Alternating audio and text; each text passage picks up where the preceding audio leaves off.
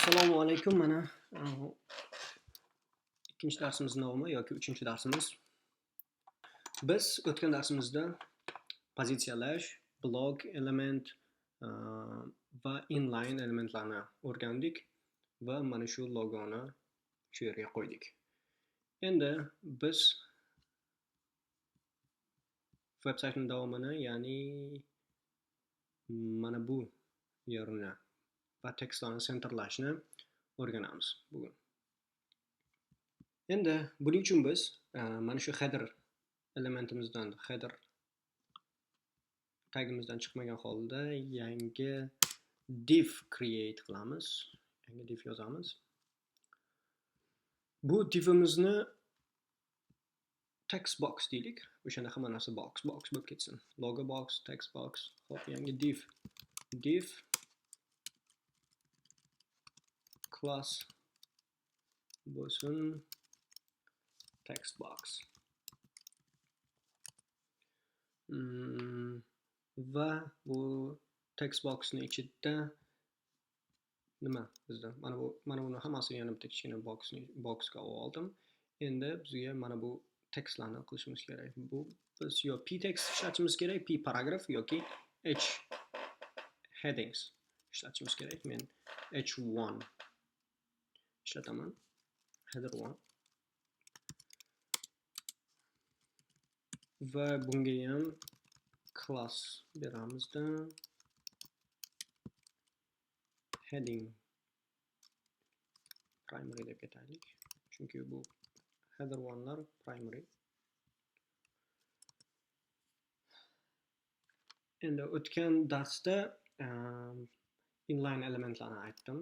Hozir bizda agar qarasanglar, mana bu dizayn bo'yicha mana bu bitta katta bo'lishi kerak, katta text yoki header 1 deydigan bo'lsak buni. Keyin mana bular kichkinaroq bo'lishi kerak bunga qaraganda va yana bitta joyi hammasi bo'linib yangi qatorga tushishi kerak. Bu ham yangi qatorga, bu ham yangi qatorga, bu ham yangi qatorga tushishi kerak. Buni qanday qilamiz? Yo'llar juda ko'p. Hammasini alohida h1 da ichida yana hammasini alohida h2 yoki h3 qilib alohida qilib qatorlab ketsak bo'ladi. Mana buni o'zini bitta, bunga bitta h2 deylik. Bunga h2 deb bunga h3, h5 berishimiz mumkin yoki p berishimiz mumkin. Lekin ko'pincha men bularni hammasini spanga olardim. Hamma xohlagan usulda qilish mumkin, lekin men spanga olardim. Span bu mana bu yana o'sha blok inline elementlarga kelib qaraydigan bo'lsak, mana h1 dan to h6 gacha bo'lgan elementlarni taglarni hammasi bu block level. O'sha butun horizontal space ni egallaydi. Endi span elementlar bo'lsa span elementlar inline element hisoblanadi. Span ishlatib hammasini qilish mumkin. Yoki 4 tagacha span ishlatib yoki 2 tagacha, 3 tagacha span ishlatib hammasini qilish mumkin. Endi mana bu yerda class beramanda men classni heading deyman. Heading bu baribir hammasi primary yozuv, ya'ni birinchi kirgan odam mana shu yerda ko'radi, o'shanga primary. Hammasiga primary deb turib va bunda main. Chunki bu veb-sayt nima narsa? Nima haqidaligini mana shu yerda bilish mumkin. Cloud budget. O'shanga main degan yana qo'shimcha qo'shib ketdim. Va endi ikkinchisi. Misol kichkina qilsam, ikkinchisi span. Bu span class beramizda birinchi bu mana bu uchun, uchinchi mana bu uchun bo'ladi, to'rtinchi mana bu uchun bo'ladi. Bunga ham heading primary deyman va bu yoqda sub deb ketay. Ya'ni bu main text, bular sub. Bundan keyingi bo'ladigan tekstlar. Endi men xuddi mana shu spanni yana 3 marta yozishim kerak 3 ta qatorga. Shu uchun bir xil klassni ham bir xil qilib ketaveraman, chunki mana bularni hammasi bir xil stylda bo'ladi. Faqat bu boshqacha bo'lishi mumkin. Chunki bunda oralarini ochib, letter spacing yana boshqa narsalarni styldan qo'shib ketamiz, lekin mana bularning hammasi bir xil bo'ladi.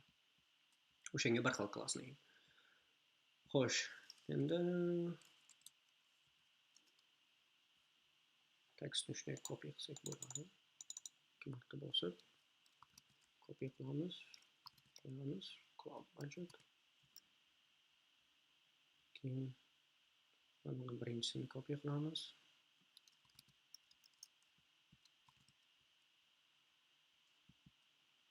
Ikkinchisini copy qilamiz. Uchinchisini copy qilamiz.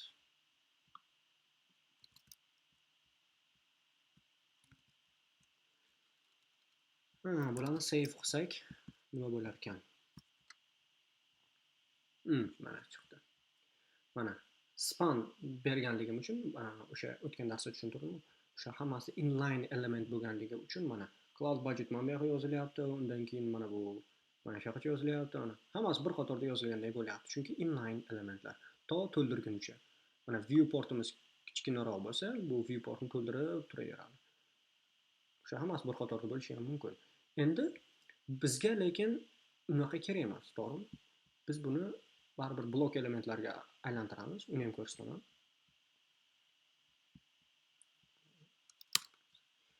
Endi bu narsalarga tabiiyki style beramiz.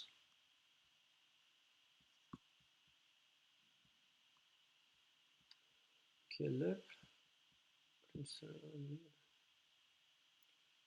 text box,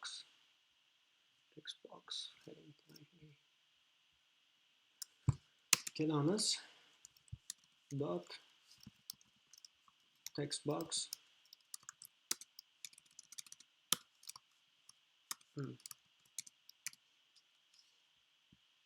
text box ga ham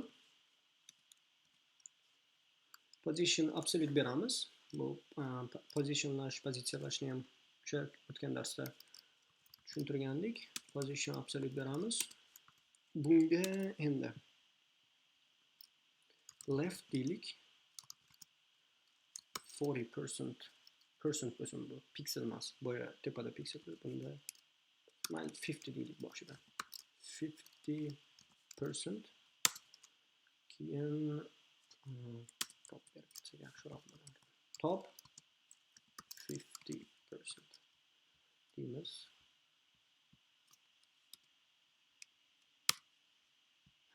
Hozircha shuni save qilib tursak, bunga qaytamiz hali. Heading primary. Bu heading primary h1 ga, ya'ni o'sha heading ga anaqa berish, style berish. Hozircha shu turishda bo'lib turibdi. Birinchi navbatda tekstni colorni o'zgartiramiz. Bu oq rangni beradi. 6 ta bo'lsa, 6 ta va 3 ta. 3 ta ham 6 ta ham, agar bir xil harflar bo'ladigan bo'lsa, 3 ta berib ketsa bo'ladi. Ya'ni 7 7 7 bo'lsa, 6 ta yozish shart emas. Bunga 6 ta yozib qo'yamiz. Keyin hammasi uppercase bo'lsin. Text transform uppercase. Buni o'zgartirishimiz ham mumkin. Shunchaki. Save qilamiz, ko'ramiz. Hozircha mana shu holatda. Endi biz mana bu cloud budgetni o'zini katta qilib yozishimiz kerak, qanaqadir stylelar berishimiz kerak keyin qolganiga. Endi bu nimaga primary deb berdim? Chunki hammasi oq rangda bo'ladi. Buni alohida bir 4 ta yozib chiqish shart emas. Chunki hozir bizda 4 ta span element bor. Bularning hammasi uchun hammasiga oq berib chiqish shart emas. O'shanga hammasini o'rab turgan h1 bor. O'shanga oq berib qo'ydim, bo'ldi. Keyin transform ham o'shanaqa. O'shanga bizda parent element bo'lsa, agar 4-5 ta o'sha bir xil bo'ladigan 5-6 marta qaytarib bir xil narsani yozmasdan bitta parentga berib qo'yishimiz kerak. Endi heading main. Heading primary main. Xo'sh, bunda nima edi? Oq berib o'tirishimiz shart emas, qarang. Biz allaqachon berdik buni. Birinchi navbatda display block qilaylik. Shuni ko'ra olasizlar, display block. Chunki bu o'zi span class inline bo'lganligi uchun bunga block beradigan bo'lsak, bu shu mana div p head1 heading 1 2 mana bu 6. Mana bu span class o'zi default. Mana bu inline elementlar qatoriga kirsa, biz hozir display block deb turib, mana bularni qatoriga qo'shib qo'ydik. Chunki buni o'zi bitta turishi kerak, qolganlar pastda turishi kerak. O'shanga display block dedik. Bu xo'p, buni block qilar ekanmiz. Nimaga buni o'rniga p yoki h6 mi biror nima ishlatib qo'ymadik? Sizlar shuni ishlatsalaring bo'ladi. Xohlaganda. Keyin font size beraylik bunga. Font size 60 pixel beramiz. Keyin font weight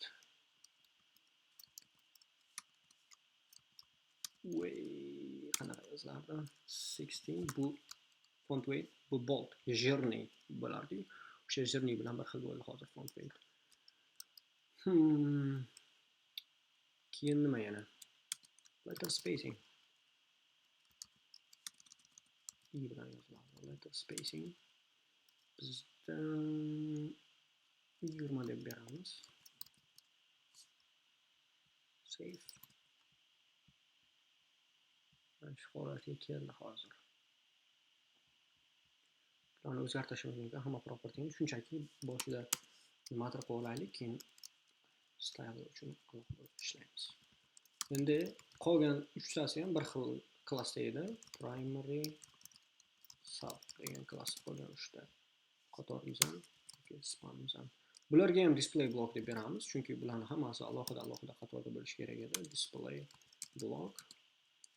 Keyin bularga ham o'shanaqa font size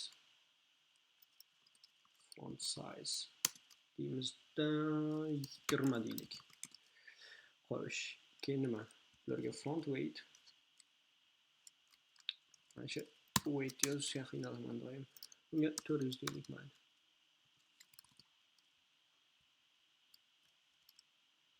Save qilamiz, ko'ramiz. Mana bunaqa holatda bo'libdi. Endi eng kerakli narsalardan bittasi hozir nimaga biz mana bu yoqqa kelaylikda, position qilishga yana. Mana ularni hammasi o'zi biz o'ylashimiz bo'yicha o'rtada turish kerak edi. Lekin nimagacha mana bunaqa pastda turib qoldi? Sabab bularni o'zi o'rtada turibdi aslida. Agar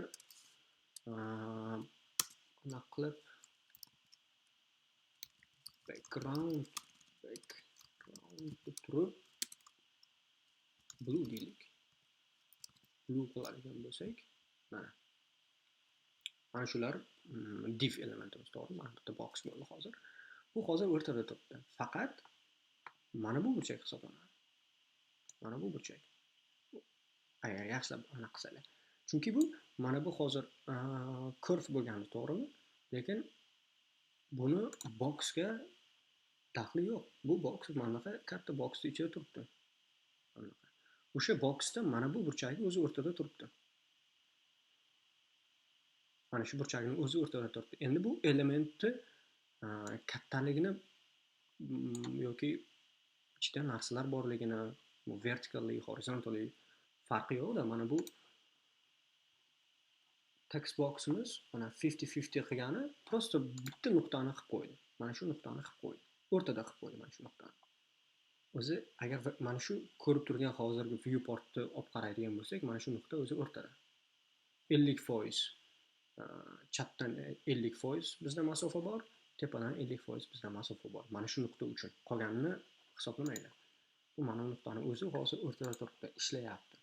Bu yerda xatolik yo'q, lekin boxni o'zi horizontally ham mana bunaqasidan cho'zilib ketgan, vertically mana bunaqasidan cho'zilib ketgan. O'shani hisobiga hozir buncha chekkada turgandek turibdi. Buni to'g'rilaymiz. Background turaversin. Bizda transform degan narsa bor. Transform degan narsa. Ozgina tushuntirib ketaman. Transform, translate nima narsa. Mana transform degan CSS properties bor.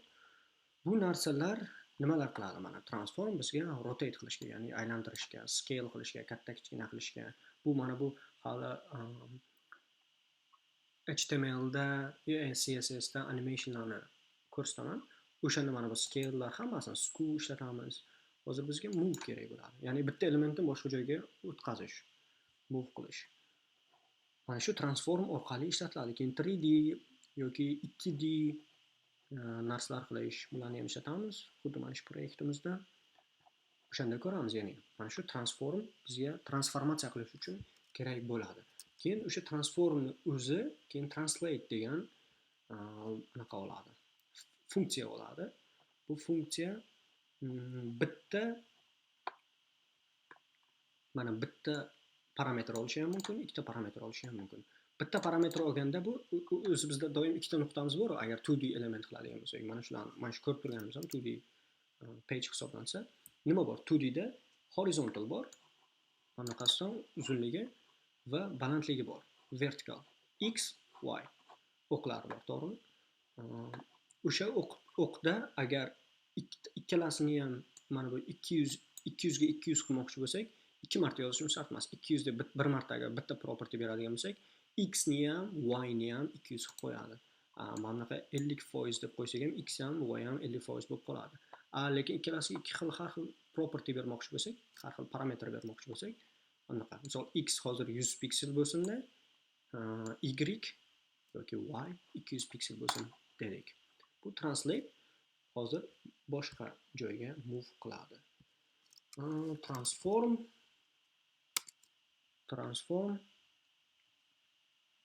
translate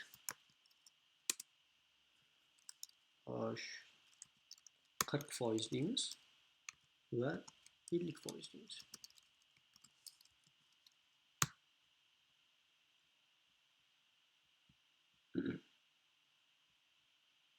Nimaga?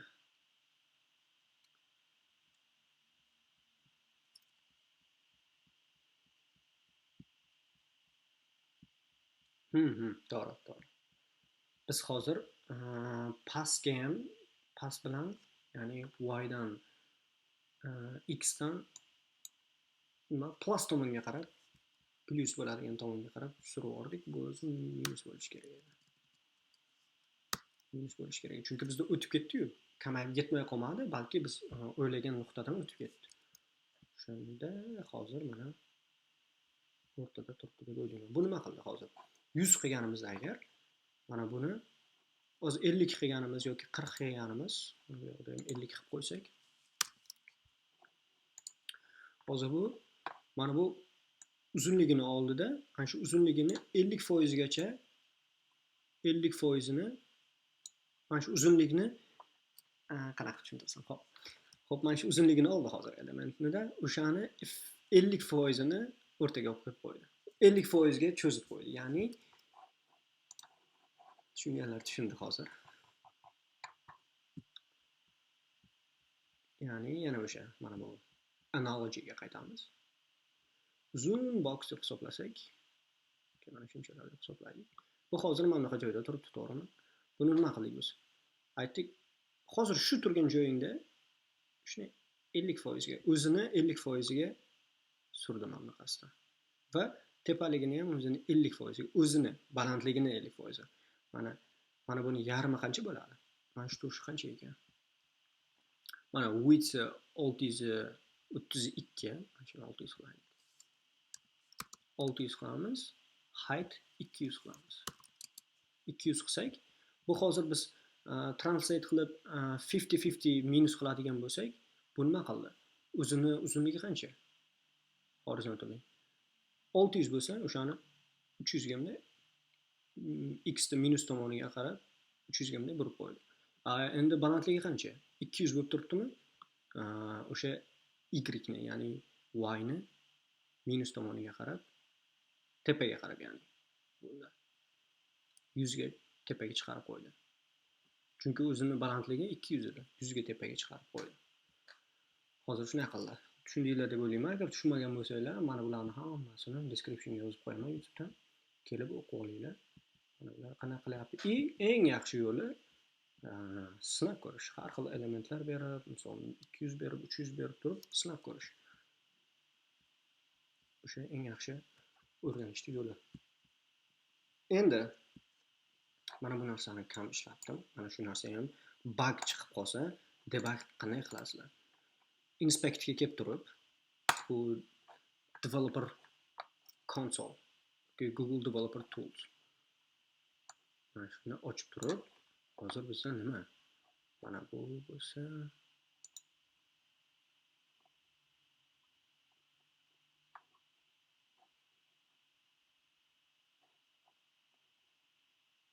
style kerak. Style ochamizda mana shu elementni tanlab, yana ustiga bitta bossak, shuni ochaman. Heading primary sub, to'g'rimi? Buni tepasida nima bor bizga? Mana shu boxni heading primary main. Bizga text box kerak.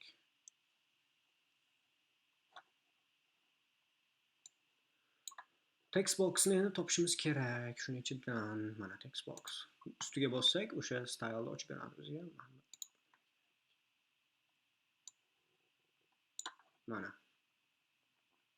Mana shunda biz 50 dedik, 40 deb. Kelib mana shu yerda o'ynab ham ko'rsanglar bo'ladi. 40 dedik mana. Mana o'zi brackets bilan birga qilsanglar, mana bunaqa o'zi chiziqlar turibdi, o'shanga qarab tushuna olsanglar bo'ladi. Shunaqa deydigan bo'lsak, endi mana blue kerak emas bizga. Mana topdi. 40 qo'yaylik. Sal mana bu teparoqda tursin. Mana buni hisobiga xuddi sal pastga tushib ketgandek bo'lib turibdi. Mana shunaqa qilib, mana shu Google Developer Tool'da ko'rib olsanglar bo'ladi. Mana hozir mana shunday turibdi. Endi mana bunga ham yana qilaylik-da. Keyin buni eslab qolinglar. Keyin mana bu yoqqa yozib, mana save qilsanglar o'sha elementni oladi.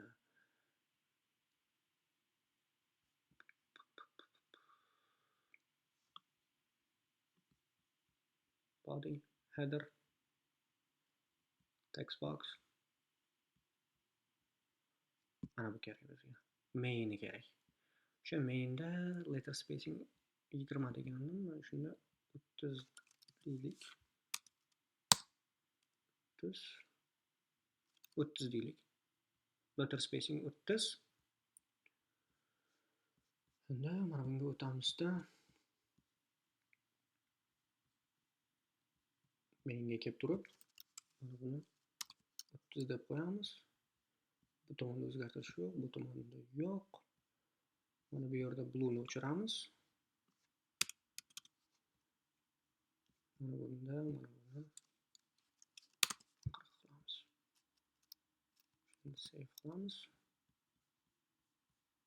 Ko'ramiz.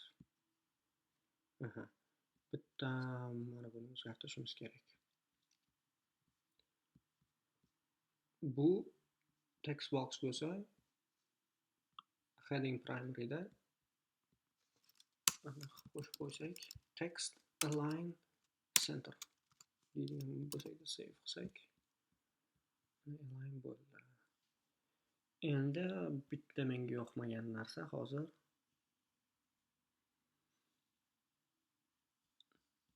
bu align turibdi, qanaqadir line height bo'lish kerak. Shu yerda. Mana bo'lsin. Line height. Line height 1 bitta.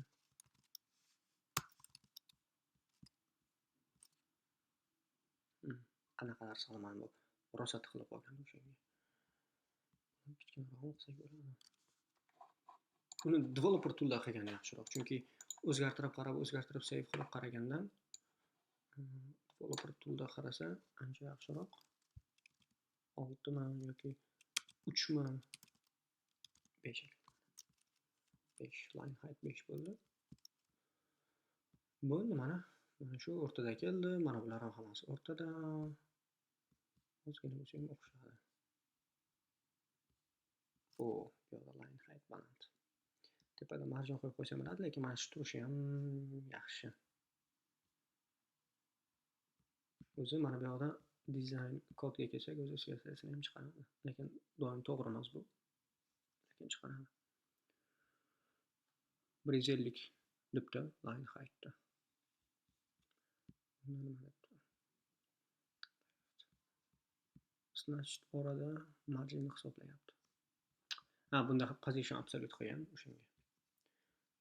Lekin mana shu turish bo'ladi, agar bo'lmaydigan bo'lsa, agar mana bunga bersak, primaryga beradik. Margin bottom deydi.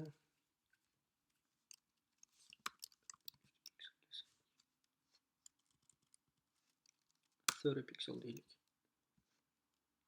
Shunda orada mana masofa bo'ldi. Bo'ldi, bu video ham anchaga cho'zilib ketdi, 25 minutdan oshdi. Mana shu center qildik, buni olib keldik. Keyingi videoda ko'rishguncha